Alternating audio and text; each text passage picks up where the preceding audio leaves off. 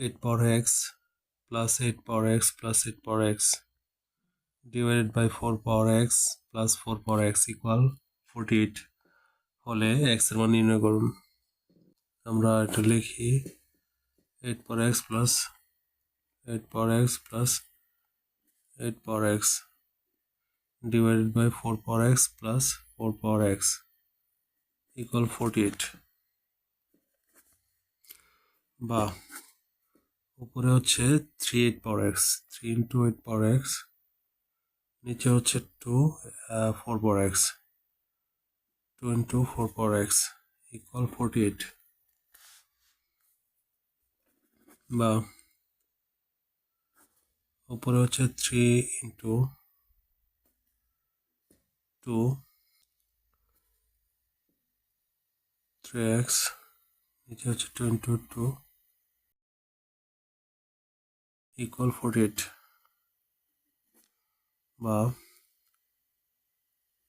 3/2 into এ হচ্ছে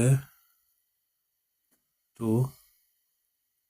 ভাগ থাকলে পাওয়ারগুলো কি হয় বিয়োগ হয় 3x minus 2x equal 48